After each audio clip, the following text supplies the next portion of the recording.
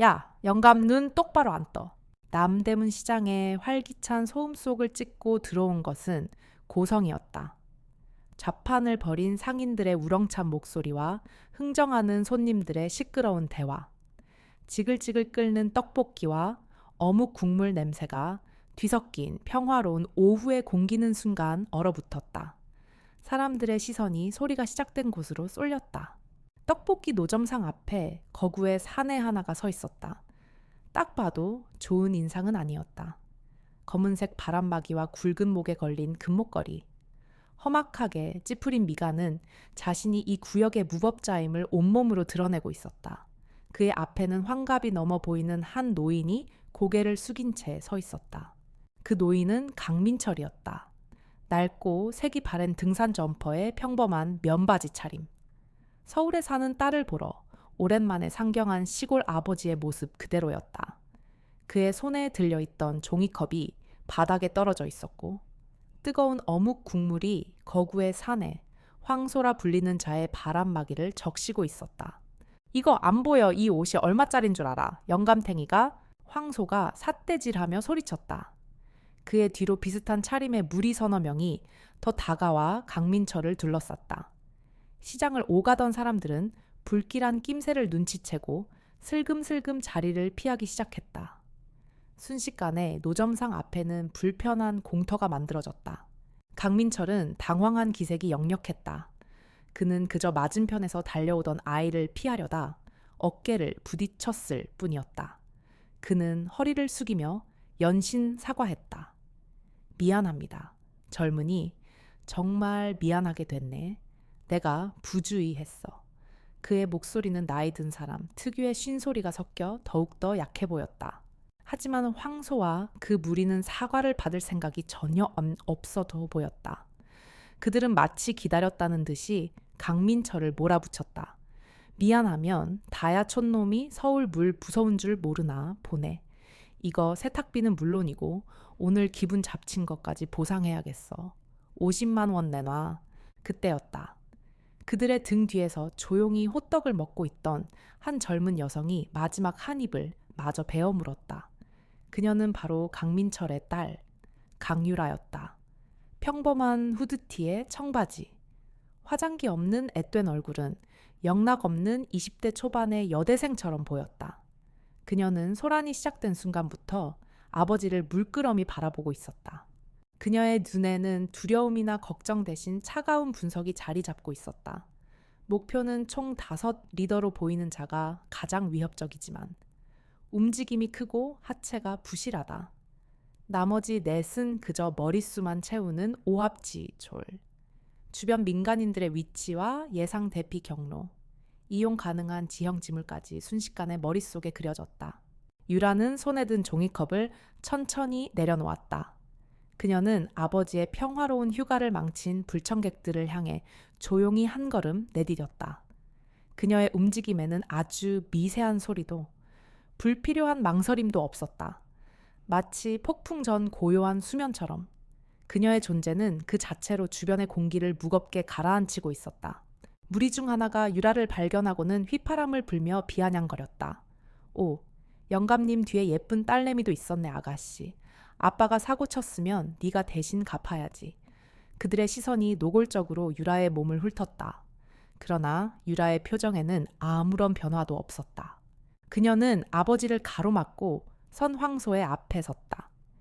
190cm는 좋게 넘어 보이는 거구와 165cm의 가녀린 여성. 누가 봐도 상대가 되지 않는 싸움이었다. 황소는 코웃음을 치며 유라를 내려다보았다. 그의 눈에는 명백한 경멸과 무시가 담겨 있었다. 어디서 애송이가 끼어들어 비켜. 황소가 손을 뻗어 유라의 어깨를 거칠게 밀치려는 순간이었다. 유라의 눈빛이 섬광처럼 번뜩였다. 그녀는 더 이상 평범한 20대 여성이 아니었다. 그녀는 대한민국 최정계 특수부대 제707 특수임무단의 현역 요원이었다. 그리고 지금 그녀의 심기가 아주 불편해지고 있었다. 황소가 손을 뻗어 유라의 어깨를 밀치려던 바로 그 순간 유라는 반 발자국 옆으로 비켜서며 그의 손길을 가볍게 피했다. 그녀의 움직임은 마치 물 흐르듯 자연스러워서 황소는 자신이 헛손질했다는 사실조차 바로 인지하지 못했다. 그는 잠시 휘청겼고 그 짧은 순간 그의 얼굴에 당혹감이 스쳐 지나갔다. 유라는 그런 그의 반응을 무시한 채 차분하고 정중한 목소리로 입을 열었다. 마치 시장 한복판에 소란 따위는 존재하지 않는다는 듯. 그녀의 목소리는 고요하고 또렷했다. 정말 죄송하게 됐습니다. 아버지가 연세가 있으셔서 실수를 하셨네요. 제가 대신 사과드리겠습니다. 옷은 저희가 세탁해 드리거나 원하시면 새로 사 드리겠습니다. 그녀의 태도는 흠잡을 데 없이 완벽했다. 최대한의 예의를 갖추고 문제 해결에 대한 명확한 의지를 보였다. 일반적인 상황이라면 이 정도에서 마무리되는 것이 상식이었다. 하지만 황소와 그의 무리에게 상식은 통하지 않았다. 그들은 약점을 잡으면 끝까지 물고 늘어지는 하이에나 같은 자들이었다. 황소는 유라의 정중한 태도를 나약함으로 받아들였다. 그는 비웃음을 터뜨리며 유라의 앞으로 한 걸음 더 다가섰다. 그의 큰 덩치가 유라의 위에 그림자를 드리웠다. 사과로 끝날 일 같아. 그리고 너 같은 애송이가 뭘 안다고 나서 집에서 밥이나 할 것이지. 그의 말에 뒤에 있던 무리들이 저속한 웃음을 터뜨렸다. 그들은 유라를 위아래로 훑어보며 자기들끼리 음담패설을 주고받기 시작했다. 몸매는 좋은데 저런 애들이 밤에는 어떨까 같은 모욕적인 말들이 여과 없이 유라의 귓가에 꽂혔다. 그들의 목표는 이제 돈이 아니라 유라를 모욕하고 굴복시키는 것으로 변질되고 있었다. 유라의 눈썹이 미세하게 꿈틀했지만 그녀는 여전히 표정을 유지했다. 그녀는 감정을 드러내는 것이 얼마나 비효율적인지 잘 알고 있었다. 대신 그녀는 다시 한번 또렷하게 말했다. 얼마면 되겠습니까? 액수를 말씀하세요. 이런 소라는 모두에게 좋지 않습니다. 그녀는 대화를 통해 상황을 끝내려는 마지막 시도를 하고 있었다. 강민철은 딸의 앞을 막아서려 했다. 그는 세상의 험한 일을 딸이 겪게 하고 싶지 않았다. 유라야, 아빠가 해결할게. 넌 빠져 있거라. 하지만 유라는 옆으로 움직이지 않고 아버지의 팔을 가볍게 잡아 뒤로 물러서게 했다. 그 손길에는 거부할 수 없는 단호함이 실려 있었다. 그 모습이 황소의 심기를 제대로 건드렸다. 그는 계집애 하나가 자기 앞에서 감히 상황을 주도하려 든다는 사실에 분노했다. 이것들이 진짜 영감. 딸 교육을 어떻게 시킨 거야? 그는 말을 마치기가 무섭게 손을 뻗어 이번에는 강민철의 멱살을 잡으려 했다. 명백한 물리적 위협이자 마지막 선을 넘는 행위였다. 주변에서 지켜보던 몇몇 상인들이 나지막이 비명을 질렀다. 모두가 이제 늙은 아버지와 연약해 보이는 딸이 꼼짝없이 당할 것이라고 생각했다. 그 누구도, 심지어 강민철조차도 다음에 벌어질 일을 예상하지 못했다. 폭력적인 손이 아버지의 옷깃에 닿기 직전 그들 사이를 가로막는 또 다른 손이 있었다. 그것은 유라의 손이었다. 그녀는 황소의 굵은 손목을 아주 가볍게 붙잡았다. 힘을 주어 막은 것이 아니었다. 그저 그의 움직임을 멈추게 할 만큼만 살며시 쥐었을 뿐이었다. 하지만 황소는 마치 거대한 바위에 부딪힌 것처럼 더 이상 단 1mm도 손을 움직일 수 없었다. 그의 얼굴에 처음으로 경악의 빛이 떠올랐다. 유라는 조용히 고개를 들어 황소의 눈을 정면으로 마주했다. 그녀의 눈빛은 더 이상 차분하지 않았다. 그 안에는 한겨울 서리보다도 차갑고 날카롭게 벼려진 강철보다도 예리한 경고가 담겨 있었다. 어디다 손을 대. 그녀의 목소리는 낮게 깔려 있었지만 그 안에 담긴 위압감은 황소의 등줄기를 서늘하게 만들기에 충분했다. 황소의 얼굴이 놀라움과 고통으로 일그러졌다. 그는 자신의 손목을 붙잡은 유라의 손을 뿌리치려 안간힘을 썼다. 하지만 소용없었다. 그녀의 손은 가늘고 부드러웠지만 마치 강철로 만든 집게처럼 그의 손목을 단단히 고정하고 있었다. 힘의 차이가 무의미한 완벽한 기술의 제압이었다. 이니거 안 와. 황소가 신음과 함께 윽박질렀다. 그의 입에는 식은땀이 송골송골 맺히기 시작했다. 유라는 대답 대신 잡고 있던 그의 손목을 아주 살짝 안쪽으로 비틀었다. 특별한 움직임도 아니었다. 그저 손가락 2개로 그의 팔에 위치한 신경다발을 정확히 압박했을 뿐이었다. 예콱! 황소의 입에서 비명이 터져 나왔다. 팔 전체에 퍼지는 찌르는 듯한 고통과 함께 힘이 쭉 빠져나갔다. 그는 저항을 포기하고 고통을 이기지 못해 무릎을 꿇을 뻔했다. 주변에 있던 그의 부하들은 물론 멀찍이서 구경하던 사람들까지 모두 숨을 죽였다. 아무도 이 상황을 이해할 수 없었다. 유라는 그제야 황소의 손목을 놓아주었다. 마치 더러운 것을 만졌다는 듯이 손을 가볍게 털었다. 황소는 두어 걸음 뒤로 물러나 마비된 자신의 팔을 부여잡았다. 그의 눈은 더 이상 경멸이 아닌 혼란과 약간의 공포로 가득 차 있었다. 그는 이 상황을 받아들일 수 없었다. 이 년이 너 뭐 하는 년이야? 굴욕감과 분노가 뒤섞여 그의 이성을 마비시켰다. 그는 이것이 그저 우연이거나 여자가 사용하는 호신술의 일종일 뿐이라고 애써 자신을 합리화했다. 그는 옆에 서 있던 부하에게 턱짓을 했다. 뭐 해? 저 계집애 안 잡고. 명령을 받은 부하 하나가 망설이다가 욕설을 내뱉으며 율에게 달려들었다. 그는 주먹을 휘두르며 유라의 머리를 노렸다. 아버지를 지키기 위해 뒤로 물러설 수 없는 상황. 유라는 피하지 않았다. 대신 그녀는 달려드는 남자의 어깨 쪽으로 몸을 살짝 기울였다. 남자의 주먹이 허공을 가르는 것과 동시에 유라의 손바닥이 그의 옆구리를 가볍게 쳤다. 퍽 하는 둔탁한 소리와 함께 남자는 숨이 턱 막히는 소리를 내며 그대로 바닥에 쓰러졌다. 급소를 정확히 가격당한 것이다. 그는 복부를 움켜쥐고 고통스럽게 몸을 말았다. 이제 침묵은 절대적이었다. 황소의 남은 부하들은 겁에 질려 누구 하나 선뜻 나서지 못했다. 그들은 자신들이 지금 상대하고 있는 존재가 평범한 여자가 아님을 본능적으로 깨달았다. 시장의 소음마저 멀게 느껴질 정도로 그들 주변에는 팽팽한 긴장감만이 감돌았다. 유라는 쓰러진 남자를 한번 흘깃 보고는 다시 황소에게로 시선을 옮겼다.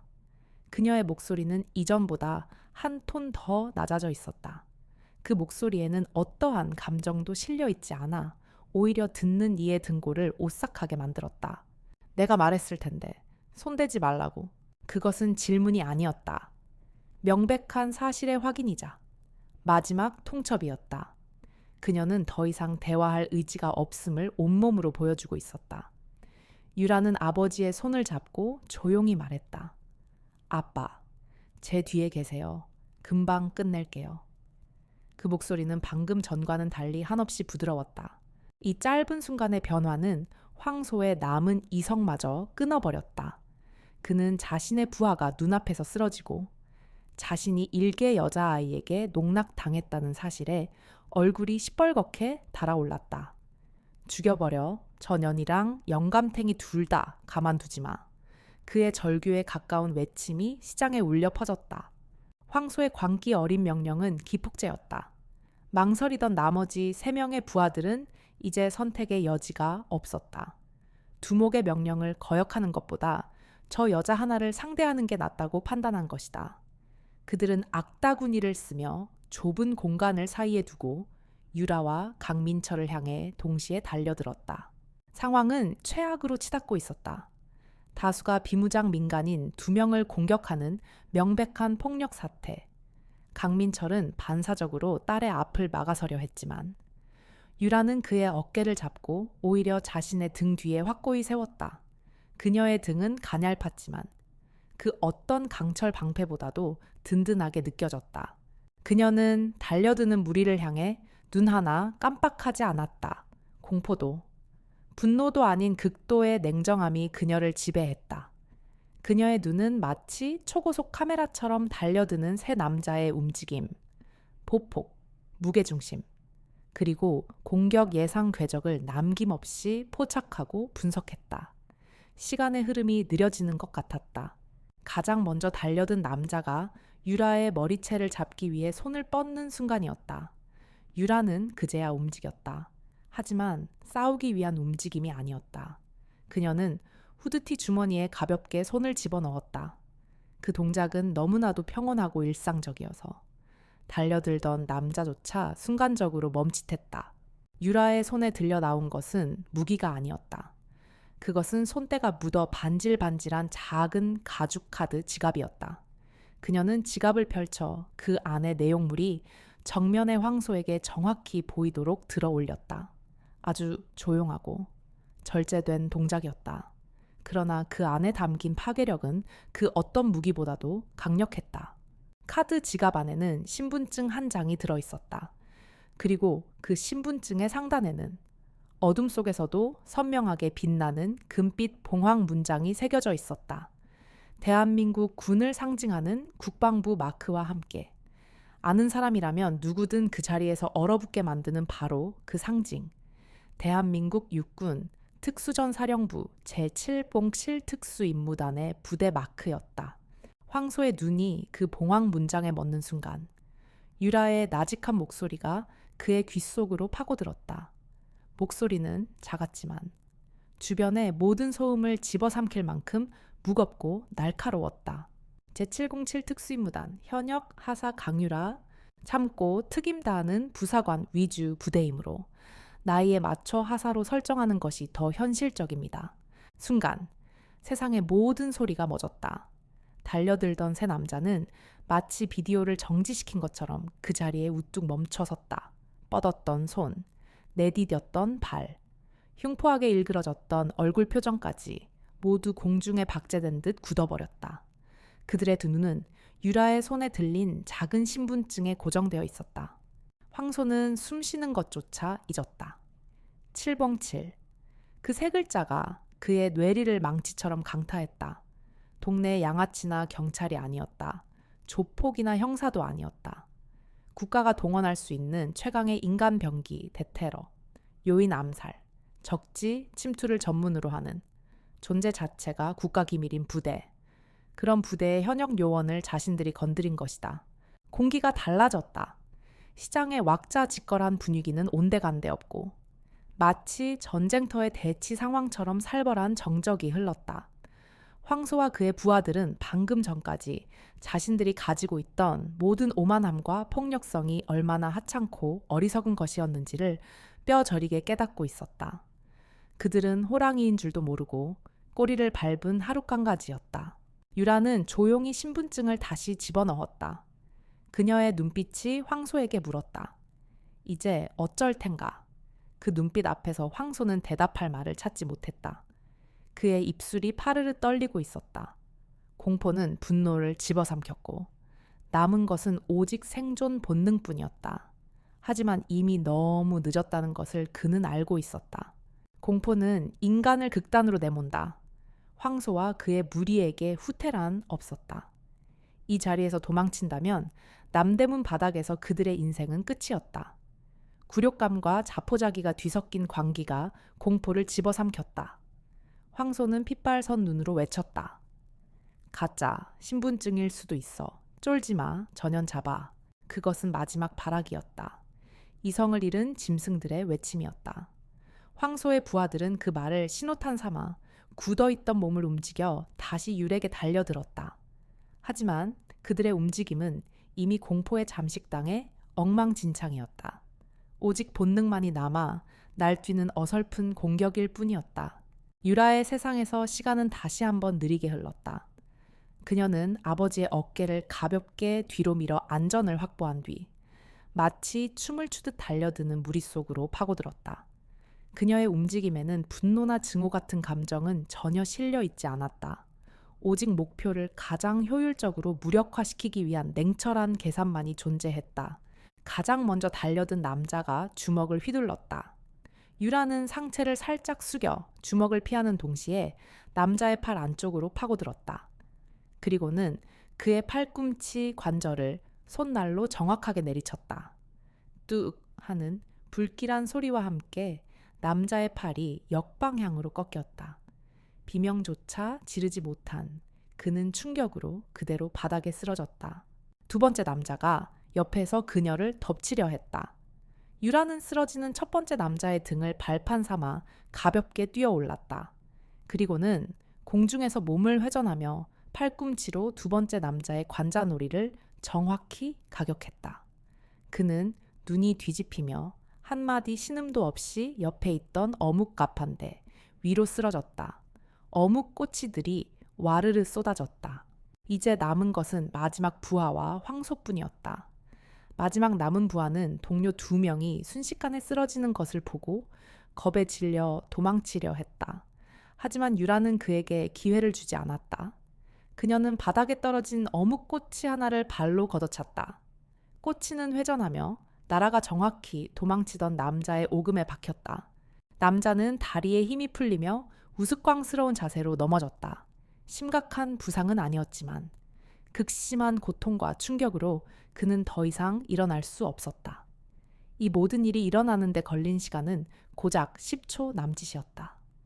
시장의 모든 사람들은 마치 현실이 아닌 액션 영화의 한 장면을 보는 듯 넋을 잃고 있었다.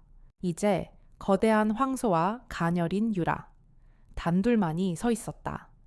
황소는 눈앞의 광경을 믿을 수 없다는 듯 제 눈을 비볐다. 그의 부하들이 추풍낙엽처럼 쓰러져 있었다. 그는 공포에 질려 뒷걸음질 쳤다. 하지만 그의 등 뒤에는 더 이상 도망칠 곳이 없었다. 유라는 천천히 황소에게 다가갔다. 그녀의 발걸음 소리는 시장의 정적 속에서 그 어떤 천둥 소리보다도 크게 울렸다. 황소는 최후의 발악으로 고함을 지르며 유에게 달려들었다. 거대한 덩치를 이용한 그야말로 황소 같은 돌진이었다. 하지만 유라는 피하지 않았다. 그녀는 달려드는 황소의 어깨를 한 손으로 가볍게 짚었다. 그리고는 그의 힘을 역이용하여 몸을 반 바퀴 돌리며 그의 다리를 걸었다. 거대한 황소의 몸이 균형을 잃고 공중에 떴다가 중력에 이끌려 바닥으로 곤두박질 쳤다. 쿵 하는 굉음과 함께 바닥에 먼지가 피어올랐다. 유라는 바닥에 대자로 뻗은 황소의 등 위로 올라가 무릎으로 그의 목을 가볍게 눌렀다. 그리고는 그의 팔을 등 뒤로 꺾어 완벽하게 제압했다. 황소는 저항하려 했지만 목을 누르는 작은 무릎은 천근만근의 바위처럼 그를 꼼짝 못하게 만들었다. 치욕과 고통, 공포가 뒤섞인 그의 신음이 바닥을 뚫고 희미하게 새어나왔다. 단 30초, 모든 상황은 끝났다. 유라는 거친 숨 한 번 내쉬지 않고 흐트러짐 없는 자세로 남대문 시장의 무법자를 발 아래에 두고 있었다. 시장의 정적을 깬 것은 유라의 움직임이었다. 그녀는 황소의 등을 무릎으로 누른 자세를 유지한 채 다른 한 손으로 주머니에서 스마트폰을 꺼냈다. 그녀의 동작은 너무나도 침착하고 안정적이어서 방금 전 5명의 장정을 맨몸으로 쓰러뜨린 사람이라고는 믿기지 않을 정도였다. 그녀는 100미나 119를 누르지 않았다. 대신 단축 번호 하나를 길게 눌렀다. 짧은 연결음 끝에 수화기 너머에서 통신 보안이라는 기계적인 목소리가 들려왔다. 유라는 쓰러진 황소의 귓가에 들릴 만큼만 나직하고 명료한 목소리로 보고를 시작했다. 군더더기 없는 완벽한 군대식 보고였다. 여기는 봉황 7호. 현재 위치 남대문 시장 중앙구역. 민간인에 의한 현역 군인 대상 폭행 및 공무집행 방해 상황 발생. 총원 5 모두 제압 완료. 특임 헌병대 지원 요망. 이상. 황소는 땅에 얼굴을 박은 채 그 보고를 똑똑히 들었다. 봉황 7호. 현역 군인. 공무집행 방해. 그리고 헌병대. 그의 머릿속이 하얗게 비어버렸다. 동네 파출소 순경이 와서 훈방 조치로 끝날 일이 아니었다. 이것은 군법이 적용되는 차원이 다른 사건이었다. 군인을. 그것도 특수부대원을 건드렸다는 사실이 이제야 현실로 다가왔다. 유라는 통화를 끊고 다시 주머니에 스마트폰을 넣었다. 그리고는 아무 일도 없었다는 듯이 고요하게 기다렸다. 그 몇 분의 시간은 황소와 그의 부하들에게 지옥과도 같았다. 시장 사람들은 멀찍이서 숨을 죽인 채 무슨 일이 벌어질지 지켜보고 있었다.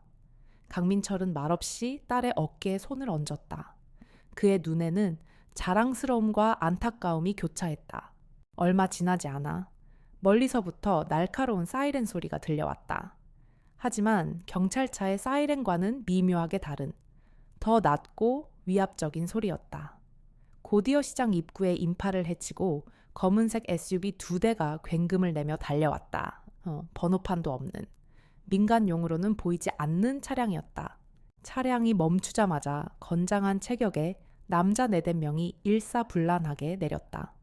그들은 모두 짧은 머리에 평범한 사복 차림이었지만 몸에 밴 날카로운 기세와 절도 있는 움직임은 그들이 평범한 사람들이 아님을 증명했다.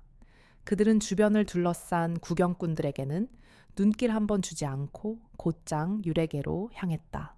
그들 중 리더로 보이는 남자가 유레게 다가와 자신의 신분증을 보여주며 경례했다. 충성 국방부 조사본부 555입니다.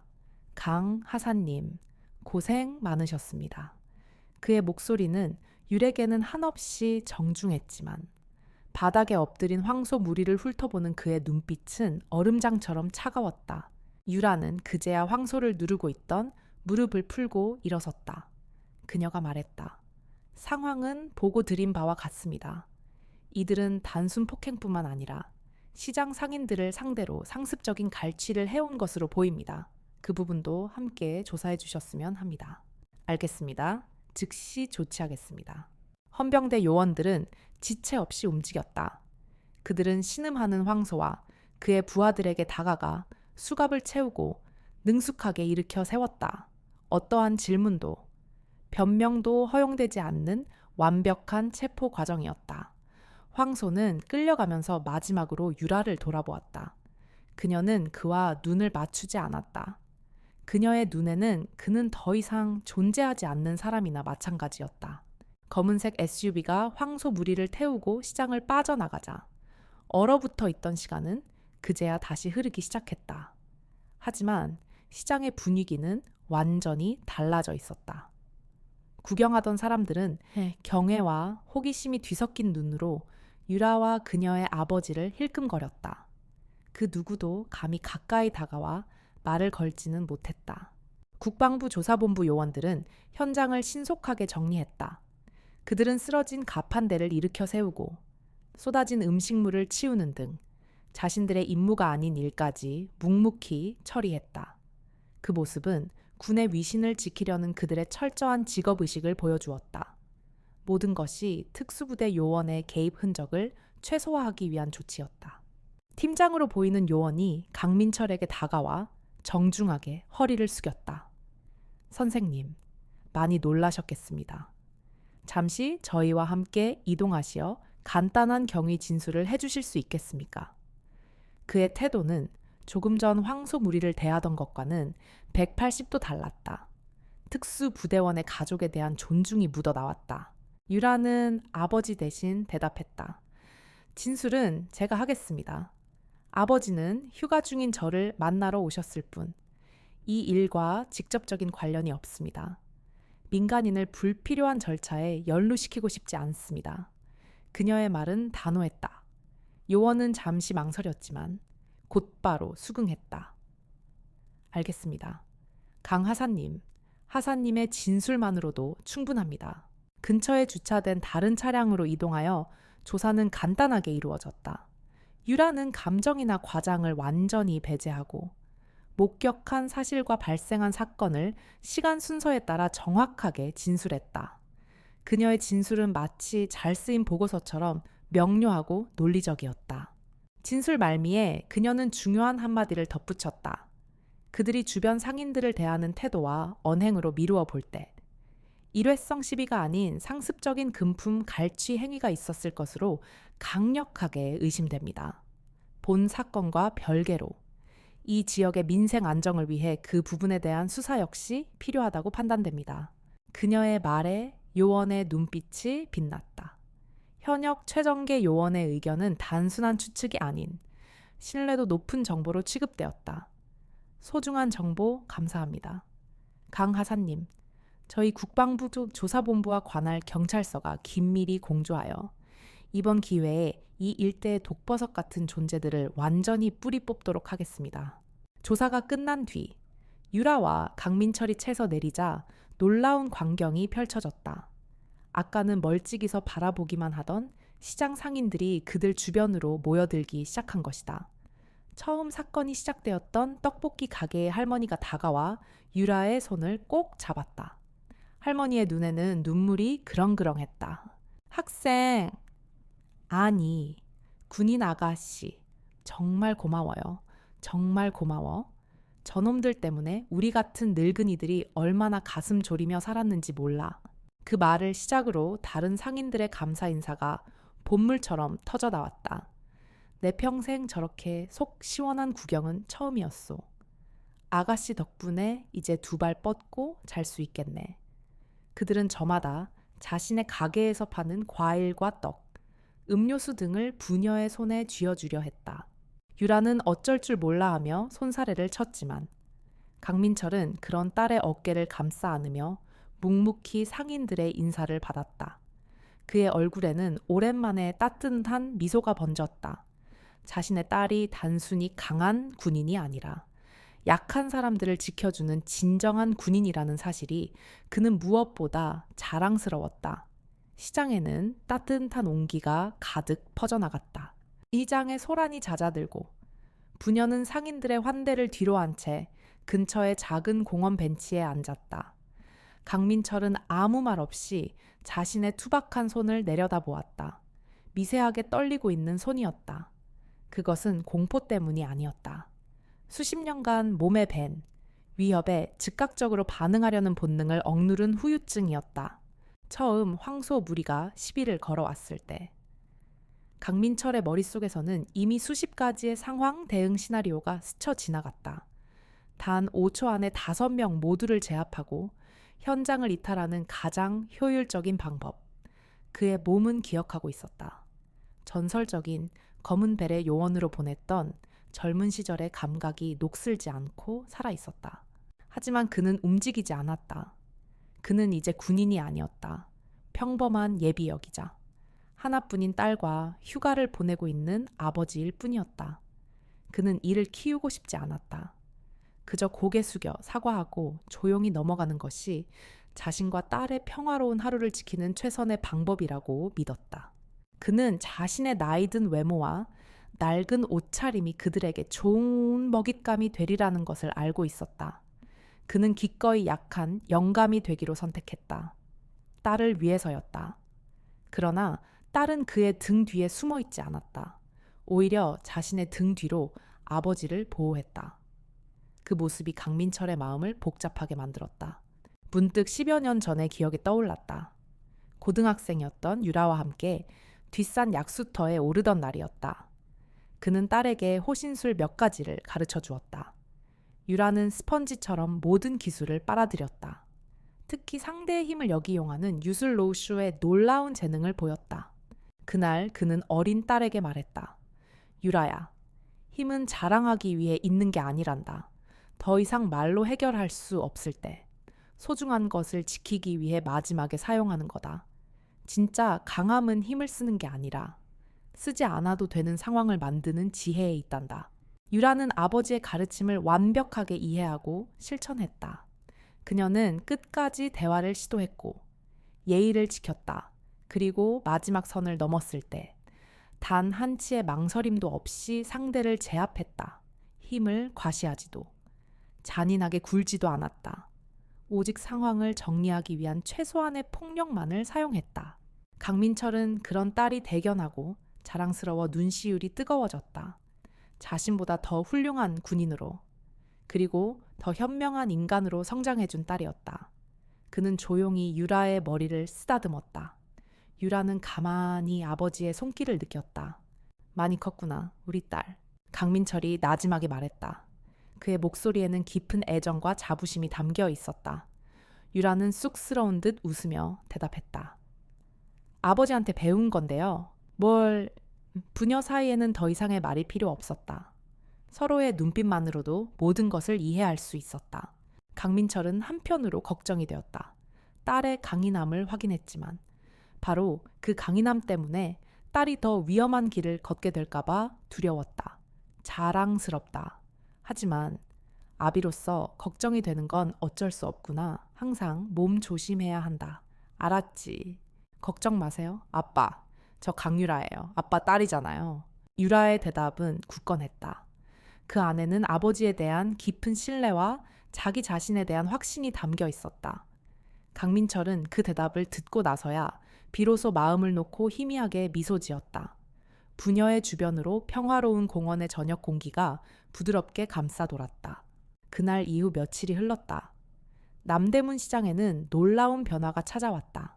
시장을 어슬렁거리며 상인들을 괴롭히던 황소 무리의 모습은 더 이상 보이지 않았다. 국방부 조사본부와 경찰의 합동수사가 시작되면서 그들의 범죄 조직은 뿌리째 뽑혀나갔다. 시장은 본래의 활기를 되찾았다.